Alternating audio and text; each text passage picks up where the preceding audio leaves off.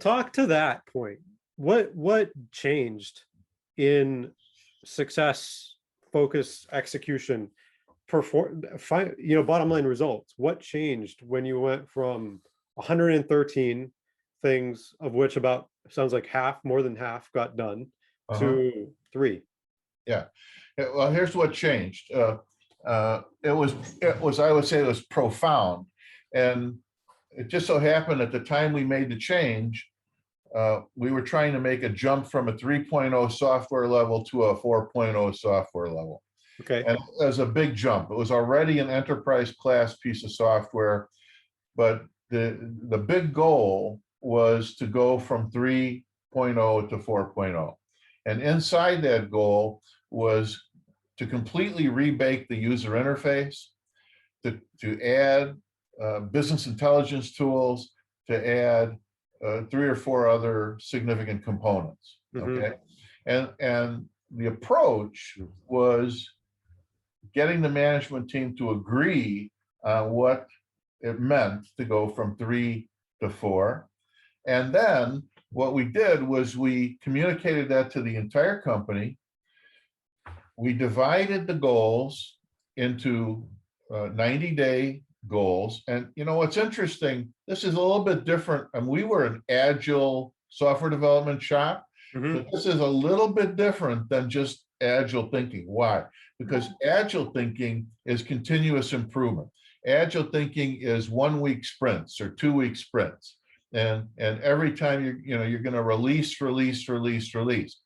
Well, that mindset, as good as it is 100% tactical. So I didn't want to be 100% tactical. We need to be strategic. We need to get to a big goal at the end of the time period. So what we did was we set 90-day release goals that were major enhancements to the software. And we did that over a period of, let's say, 12 months. I think it was in reality 5 quarters. And every quarter, we had a very specific goal. Everyone knew it. We talked about it at every monthly meeting. And in addition to that, there was a bonus given to the entire software development group based on hitting the deadline. And of course, if you know anything about software, hitting deadlines is almost not in their vocabulary, right? So, there's a famous expression in software development: twice as long, twice as expensive. And that's an understatement. But by using this type of execution-based approach, a very narrow, specific execution-based approach, we were able to hit every goal. They missed one goal and they didn't get the bonus. And the manager didn't understand why they didn't get the bonus. I said, this was simple. You have a date, you have to hit the date. You don't hit the date, there's no bonus, okay? And they got the message. I think they got the first bonus, they missed the second bonus. I said, too bad, get it done. And the next quarter, you now know what your goal is for the next quarter. And it's not the last bonus. It's the next body of work, and it must get done.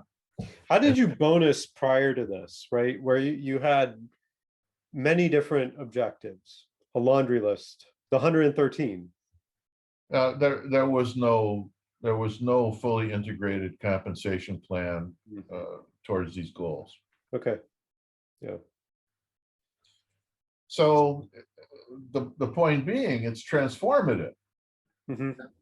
It changes a sort of steady state world of always struggling into a world of demonstrable success, where everyone feels great about the fact that they hit the goal. They all agreed the goal was reachable.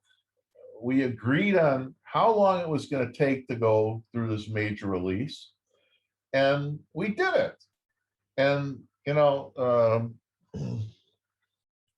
after we did it, we won 6 or 8 awards for the product. Wonderful. Yeah, with national recognition. Yeah, that's amazing. So yeah, it's exciting. But the point being, from the consulting standpoint, um, it's hard to manage the way I just described when you're always tactical. It's just Mhm, really hard. You have to completely change your thinking, and even more profoundly, you have to completely change your culture into mhm. one of vulnerability, cooperation, clarity, and achievement.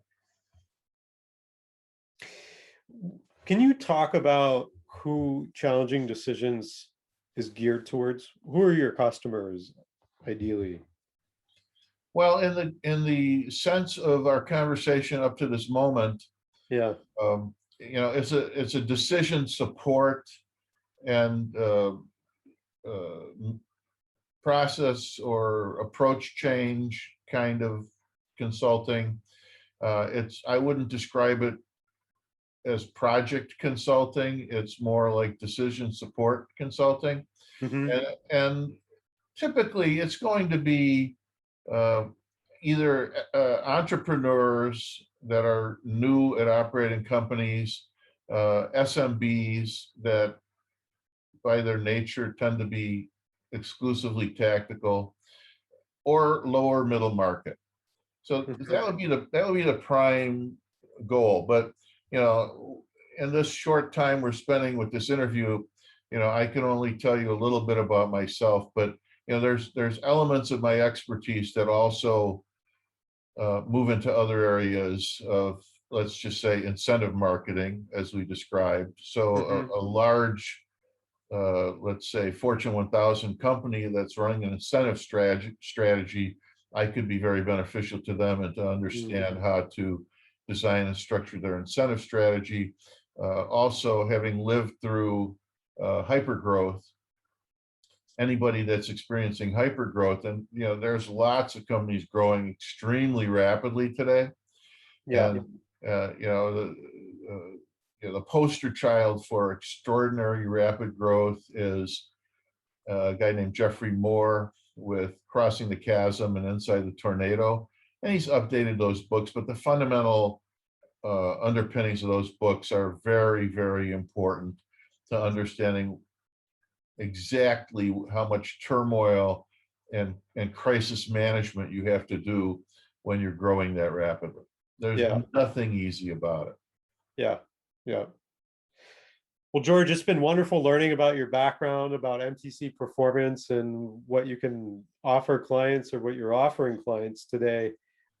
Thank you for being a consultant rather than retiring and moving on to wonderful, wonderful, just enjoying life type things.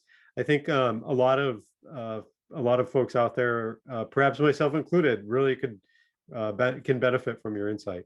So thank you. I appreciate that, Kenai. Thank you for the Yeah. opportunity to share. Yeah.